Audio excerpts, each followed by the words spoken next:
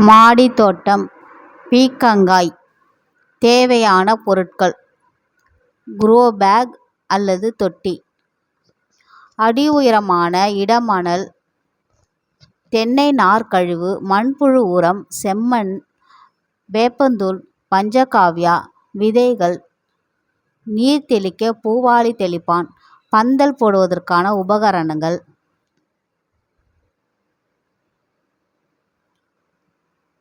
தொட்டிகள்: தொட்டிகளில் மண் போடும்போது அதனுடன் சம அளவு இயற்கையான மக்கும் குப்பைகள் சேர்க்க வேண்டும்.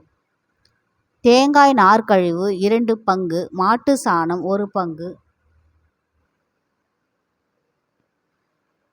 சமையலறை கழிவு 1 பங்கு என இயற்கை உரங்களை கொண்டும் தொட்டியை நிரப்பலாம்.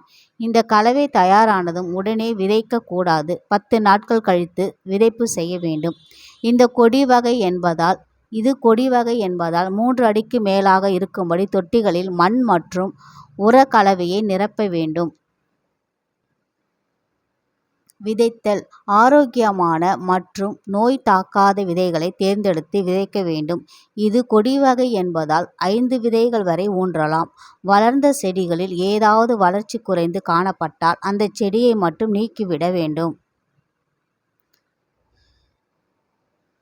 நீர் நிர்வாகம்: விதைகளை விதைத்தவுடன் பூவாளியால் நீர் தெளிக்க வேண்டும். 2 நாட்களுக்கு ஒரு முறை காலை அல்லது மாலை வேளையில் நீர் தெளிக்க வேண்டும்.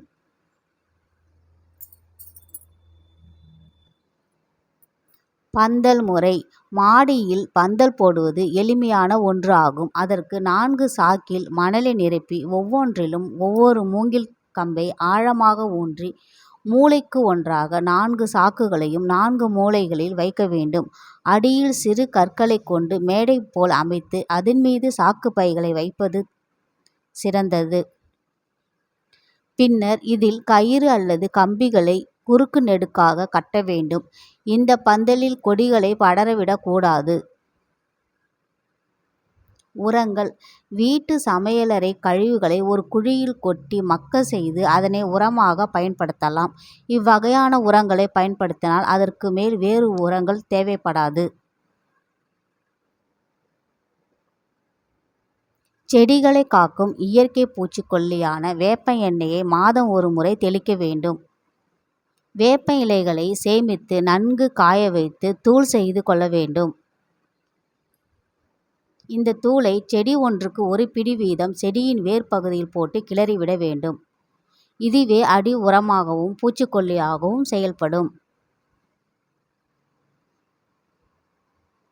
பாதுகாப்பு முறைகள்: வளரும் நுனிக்கிளைகளை கவாத்து செய்வதால் அதிக கிளைகள் தோன்றுவதற்கு ஏதுவாக இருக்கும்.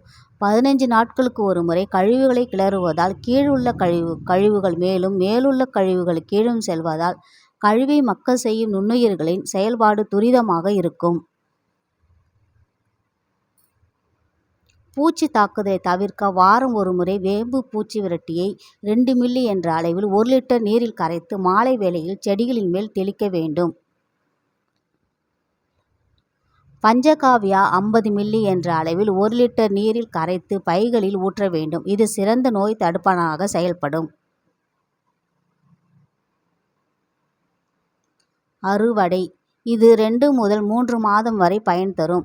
காய்களை முற்றிவிடாமல் சரியான பருவத்தில் 2 நாட்களுக்கு ஒரு முறை அறுவடை செய்ய வேண்டும்.